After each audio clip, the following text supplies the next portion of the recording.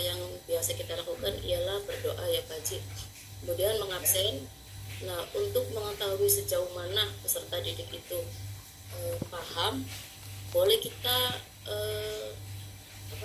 melihat keceriaan anak ya, atau dengan pertanyaan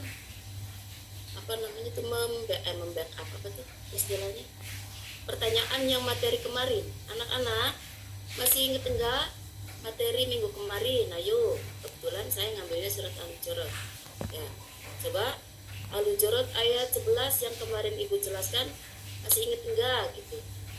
Nanti kalau misalkan ada anak yang iya Bu saya bisa, itu tandanya materi yang kita sampaikan itu masih teringat di benak anak. Kemudian mendemonstrasikannya, karena saya materinya membaca dan memahami, anak-anak udah pada mengerjakan PR belum yang kemarin ibu kasih gitu ya. Bisa aja kita mengulang materi yang kemarin, dicontohkan salah satunya untuk membaca, atau juga kita bersama-sama mengulang hafalan yang sudah kita kemarin hafalkan. Itu mungkin Pak Haji. Baik, sekarang Ibu Wasia silakan. Ya Pak, bismillahirrahmanirrahim. Hal pertama yang perlu diketahui untuk melihat kesiapan siswa siap atau belum, yang pertama adalah awalan ketika saya masuk, khususnya saya masuk ucapkan salam. Ketika siswa menjawab salam saya berkata assalamualaikum anak-anak, lalu anak-anak menjawab waalaikumsalam. Dari anak-anak itu ada yang sebagian menjawab, mungkin ada yang tidak menjawab, mungkin ada yang masih berlari-lari. Dari situ bisa dilihat anak itu siap belajar tidak gitu. Kemudian yang menjawab salam, artinya mereka sudah siap bahwa hari ini adalah jam ini adalah sudah masuk waktunya belajar. Kemudian dari segi materi ketika saya mengabsen juga, kalau ada anak yang siap pastinya mereka sudah siap untuk mendengarkan. Siapa saja nih, mungkin saya mau diabsen, saya harus bilang hadir atau mengangkat tangan. Itu dapat dilihat anak itu siap atau tidak belajar. Kemudian dari materinya, ketika saya mengatakan anak-anak bahwa hari ini kita akan belajar tentang Quran surat At-Tin, karena materi saya adalah surat At-Tin. Sebelum pembelajaran dimulai, Ibu akan mengetahui dulu nih siapa kira-kira ya yang sudah hafal surat At-Tin. Nah, dari situ dapat juga dilihat nih, kira-kira anak siap enggak nih belajar surat At-Tin. Banyak anak, ada mungkin anak yang sudah bisa karena di rumahnya sudah belajar atau ikut madrasah. Sudah. Ya, baik Pak. Pertanyaan kedua sekarang dari Ibu Wasia. Ya Pak.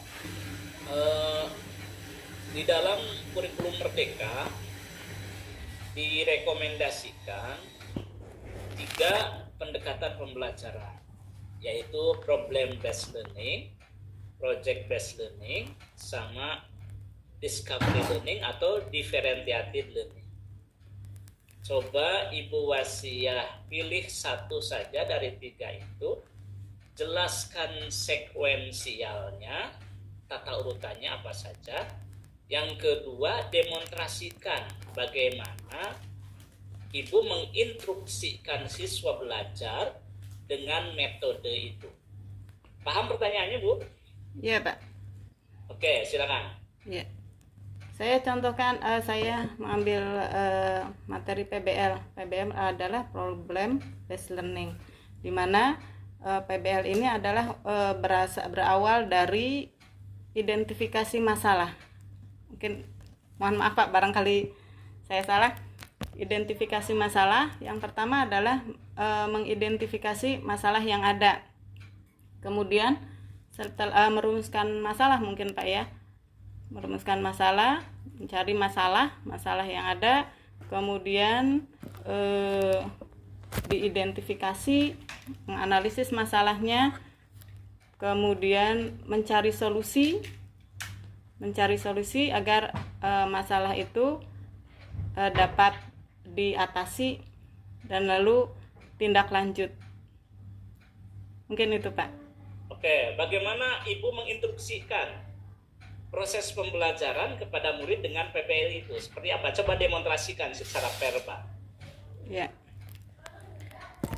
Contohnya adalah misalnya anak-anak coba baca surat Atin, Quran surat Atin. Kemudian ada anak-anak yang sudah bisa baca dan ada anak-anak yang belum bisa membaca. Dari sini saya ambil masalah anak-anak yang belum bisa membaca. Lalu dicari problemnya, apa sebab akibat belum bisa membaca, apakah dari faktor orang tua atau dari faktor lingkungan atau juga yang lainnya. Dari situ Pak. Oke. Sekarang Ibu Iin silahkan, seperti apa sama Ibu Iin pertanyaannya? Ya Pak Haji, mungkin yang saya pilih adalah PJBL nih Pak Haji. Oke. Problem project learning.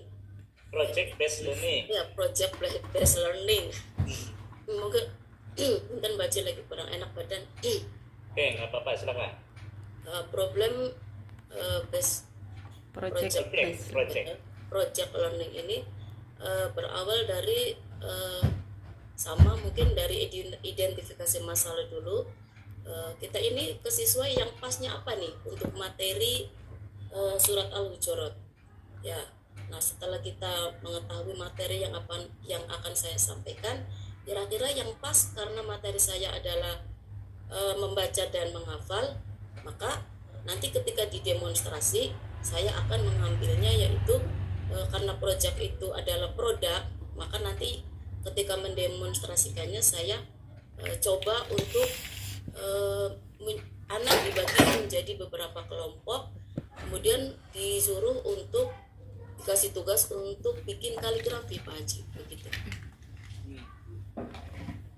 Ya, produknya kaligrafi. Nanti setelah itu mungkin saya menganalisis hasil kerja dari masing-masing kelompok, nanti dari situ ketahuan dari produk itu anak yang aktif dan yang tidak nanti kelihatan.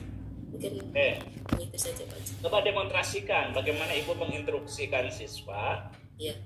untuk mempergunakan pada materi yang Ibu ampu dengan pendekatan project based learning. Seperti apa?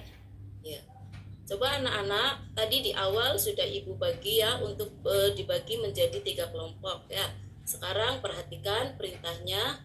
Perintahnya ialah bahwa kalian suruh bikin menulis kaligrafi tentang surat Al-Hujurat ayat 13 ya. Lembar kerja sudah Ibu bagikan ke 3 kelompok tersebut. Silakan anak-anak ya, kita kerjasama ya. Ada yang bikin garis, ada yang ada yang menulis terlebih dahulu, kemudian ada yang membantu barangkali untuk mewarnai gitu biar hasil kaligrafinya sempurna. Mungkin gitu Pak Haji. Oke. Didi, silakan terakhir Pak Didi. Gimana Pak Didi? Saya ambil PBL Pak Haji. Silakan. PBL itu biasanya problem berselang ya Pak Haji. Ya. Kita mengidentifikasikan masalah yang ada, terus sebelum mengidentifikasi masalah kita itu masalah yang misalnya saya kan mengajar apa sih tentang surat huruf hijaiyah. Jadi kita yang mengarahkan bahwa permasalahan huruf hijaiyah biar anak bisa menyebutkan apa sih huruf hijaiyah dengan mungkin sebelumnya kayak gitu, mendemonstrasikan bahwa kita sudah tahu bahwa MA itu sudah belajar sama bahwa huruf hijaiyah itu ada 29 yang seperti alif batata jim hafu lagar sin shin syadad fudu ain bin kafaf kaf lam mim wa halaq alif hijaiyah.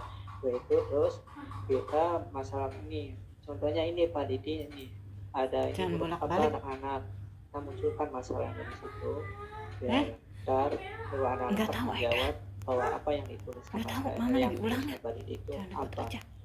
Terus cara mendemonstrasikannya mungkin dengan cara kita dibikin anak-anak dibikin kelompok dulu. Setelah dibikin kelompok terus kita paparkan bahwa tentang huruf hijaiyah itu mungkin coba silakan tulis huruf hijaiyah. Setelah itu ntar kelompok itu yang bisa perwakilan satu kelompok itu maju untuk mendemonstrasikan huruf hijaiyah.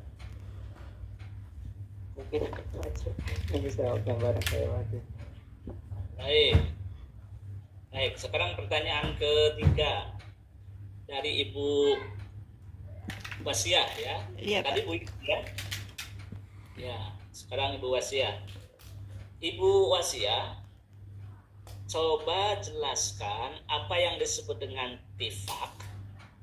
Ya. Dalam Coba jelaskan apa yang disebut dengan tifak.